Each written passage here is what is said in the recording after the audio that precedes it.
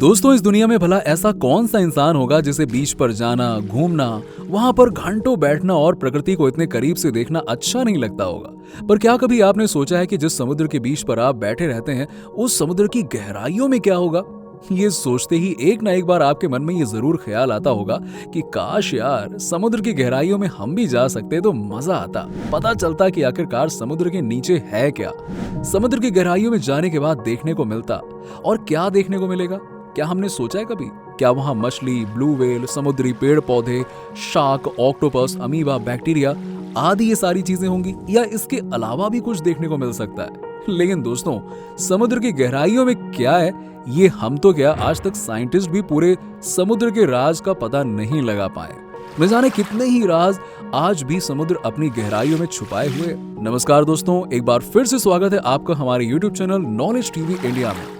आज के वीडियो में हम आपको बताएंगे कि समुद्र की गहराइयों में क्या क्या राज छुपे हुए हैं, यानी what is the deep below the ocean के बारे में बात करेंगे। लेकिन उससे पहले आप हमारे चैनल पर नए हैं तो हमारे चैनल नॉलेज टीवी इंडिया को अभी सब्सक्राइब कर लीजिए और वीडियो को लाइक और शेयर जरूर कीजिएगा। चलिए बिना समय गवाए शुरू करते हैं आज की वीडियो। दोस्तों, समुद्र की गहराइयों में छुपे राज से पहले जरा कुछ समुद्र के बारे में जान लेते हैं। साइंटिस्टों के अनुसार आज से लगभग 100 करोड़ साल पहले समुद्र का जन्म हुआ था। साइंस के अकॉर्डिंग पृथ्वी अपने जन्म के समय बहुत ही ज्यादा गर्म थी, एक आग के गोले के जैसी, और समय के साथ जैसे जैसे धरती ठंडी होने लगी वैसे वैसे ही उसके चारों तरफ गैस के बादल बनने लगे, और ठंडे होने पर ये बादल काफी भारी हो गए और लगातार बारिश करने लगे।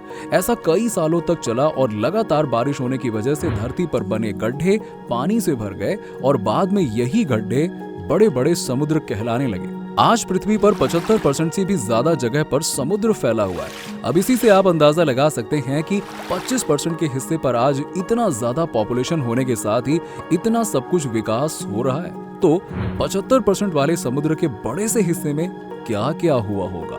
अब ये सुनने के बाद आपके मन में भी एक सवाल आ रहा होगा कि भाई एक बात बताओ, इतना बड़ा समुद्र होने के बाद भी पानी पीने के लिए कम क्यों पड़ जाता है यार? पानी क्यों नहीं आता हमारे यहाँ? देखिए दोस्तों, ऐसा इसलिए है क्योंकि जो समुद्र का पानी है ना, वो बहुत ही खारा होता है, यानी कि पानी में नमक की मात्रा बहुत ही ज्यादा होती है, जिसकी वजह से पानी पीने लायक नहीं होता है, और यहाँ तक कि समुद्र के पानी को नहाने के लिए भी उपयोग में नहीं लाया जा सकता है।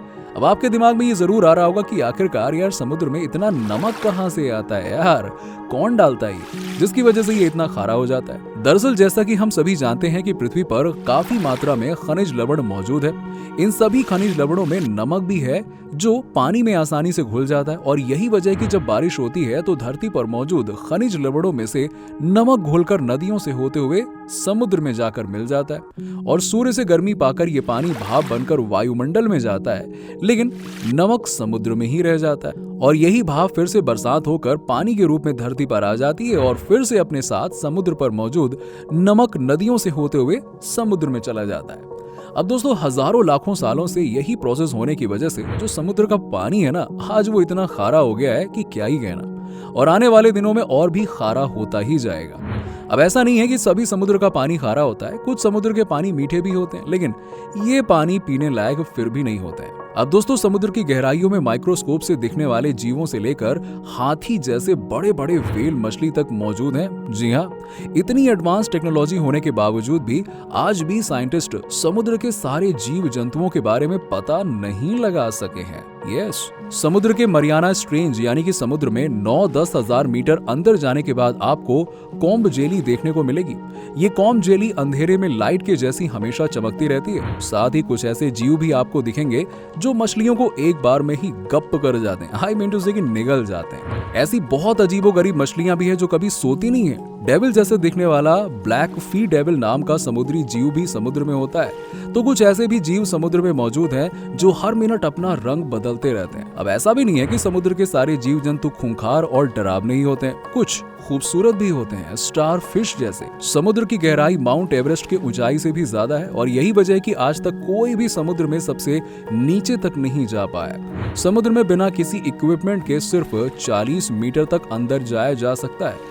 इससे ज्यादा गहराई में बिना किसी इक्विपमेंट के जाने पर वाटर प्रेशर की वजह से लंग्स भी फट सकता है। इसीलिए पनडुब्बी से भी समुद्र की गहराई में कुछ ही मीटर जाया जा सकता है। इससे ज्यादा जाने पर समुद्र के पानी का प्रेशर इतना ज्यादा हो जाता है कि पनडुब्बी के टूटने का डर रहता है। और यहाँ तक कि दोस्तों, दुनिया की सबसे बड़ी मछली ब्लू व्हेल भी समुद्र में 500 मीटर तक की गहराई तक ही जा सकती है। इसीलिए 700 मीटर समुद्र की गहराई में जाने के लिए सरकार से परमिशन लेनी पड़ती है, क्योंकि इतनी गहराई में पावरफुल और डेवलप कंट्री ने पनडुब्बियों को समुद्र में रखा हुआ है। अगर गलती से भी आप बिना परमिशन के इन पनडुब्बियों के आसपास पहुंचे तो आपको बिना देरी उड़ा दिया जाएगा और आपको पता भी नहीं चलेगा।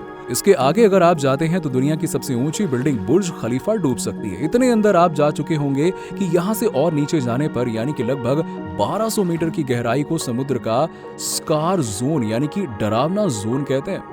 समुद्र के इस हिस्से को डरावना जोन इसलिए कहा जाता है क्योंकि सूर्य की किरणें भी यहाँ तक नहीं पहुंच पाती हैं। साथ ही समुद्र का वाटर लेवल प्रेशर फेफड़े पर इतना ज्यादा होता है कि जितना एक भारी भरकम ट्रक आपके ऊपर चढ़ा दिया जाए ऐसा फील होगा।